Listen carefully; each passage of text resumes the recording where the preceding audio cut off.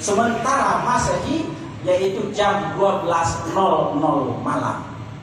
Berarti perbedaan tahun Hijriah dengan tahun Masehi lebih kurang 11 hari.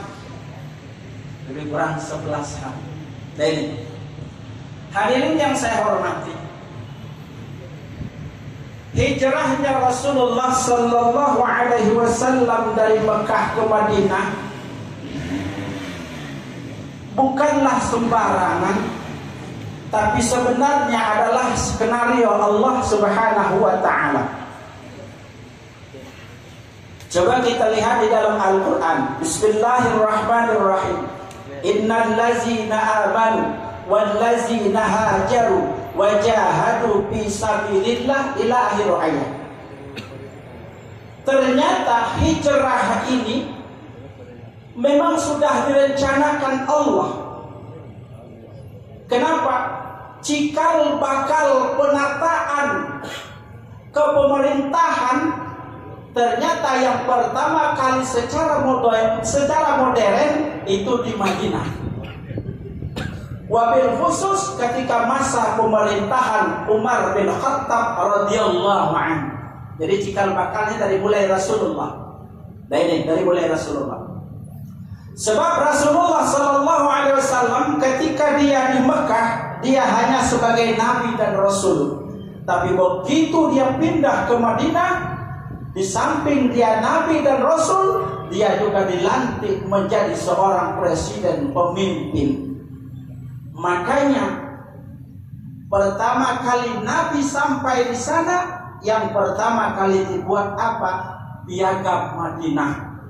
Jauh sebelum Declaration of Independence USA itu, yang digadang-gadang oleh Amerika sebagai HAM itu, piagam HAM, jauh sebelum itu Madinah sudah punya yang namanya piagam Madinah, menyatukan seluruh umat beragama. Subhanallah. Ini hebatnya Rasulullah Sallallahu Alaihi Wasallam. Begitu dia pindah, dia meletakkan batu pertama dalam sistem kepemerintahannya. Apa sistem kepemerintahannya? Ternyata suksesnya Rasulullah Sallallahu Alaihi Wasallam itu adalah karena dukungan orang sekitarnya, kabinet-kabinetnya. Coba, yang mewakili dari perempuan ketika Rasulullah menjadi Rasul, diangkat menjadi Rasul dari wahyu pertama, orang yang pertama kali menyambut fajar kebenaran dan kemenangan dialah Siti Khadijah. Siti Khadijah. Dialah yang pertama kali mengakui kalau Nabi Muhammad itu adalah Rasul, dan dialah yang pertama kali mengucapkan asyhadu an la ilaha illallah wa asyhadu anna Muhammadar Rasulullah. Jiwanya, raganya, hartanya dia berikan kepada Islam, kepada Nabi Muhammad Sallallahu Alaihi Wasallam. Sampai di dalam satu riwayat, ketika dia sudah sakaratul maut, Nabi memeluknya, menciumnya, menangis Nabi Muhammad ketika Siti Khadijah sudah sakaratul maut. Lalu Siti Khadijah bertanya, "Ya Rasul, kenapa engkau menangis?" Kata Rasulullah, "Ya Khadijah, sepanjang umurmu mungkin aku tidak bisa membahagiakanmu." Apa jawabnya? Subhanallah. Kata Siti Khadijah, "Wahai suamiku tercinta, sesungguhnya apa yang kau berikan kepadaku jauh dari itu, lebih dari itu, lebih dari kasih sayang. Dan andai kata hari ini aku menangis melihatmu, bukan berarti aku takut meninggalkanmu, tapi yang aku takutkan kalau aku meninggal, aku tidak bisa lagi membantu. Andaikan tulang rusukku berguna, engkau buatkan jembatan untuk engkau menyeberang, ambillah tulang rusukku." Allahu Akbar. Begitu hebatnya Siti Khadijah. Oh, ini kalau ada ibu-ibu kita model kau Pak Bupati bolehlah. Ya, boleh. Luar biasa boleh nambah. Ini sekretaris. Allah. Siapa lagi orang yang di sisi Nabi? Subhanallah. Ada Ada satu orang hebat lagi, siapa? Sayyidina Ali bin Abi Thalib karamallahu wajhah. Dari kecil dia dididik oleh Nabi, besar bersama Nabi. Satu hari setelah Al-Quran turun pertama, Nabi dilantik menjadi Rasul, Sayyidina Ali langsung mengucapkan syahadat. Makanya Sayyidina Ali itu panggilannya karramallahu wajhah, karena dia tidak pernah disinari oleh kekafiran. Sementara sahabat yang tiga radhiyallahu an, karena dia pernah disinari oleh kekafiran. Allahu Akbar. Sayyidina Ali luar biasa, hebat bersama Nabi, ikut dengan Nabi, ilmu dapat dengan Nabi. Bahkan Rasulullah pernah berkata dalam sabdanya, kalaulah aku ini sebuah istana, sebuah bangunan, maka gapuranya, gerbang pertamanya adalah Sayyidina Ali karramallahu wajhah. Jadi wajar kalau orang Syiah itu menggadang-gadang Sayyidina Ali. Katanya sebenarnya wahyu itu salah titik. Sayyidina Ali itu belum besar dititipkan dengan Nabi Muhammad. Jadi Nabi Muhammad jadi Rasul. Sebenarnya Sayyidina Ali jadi wajar. Kenapa? Rasul pernah mengatakan Sayyidina Ali itu orang yang hebat. Hadirin yang berbahagia, ketika hijrah dari Mekah ke Madinah, Sayyidina Ali menjadi panglima perang. Apa kalau kita sekarang Pak Dani?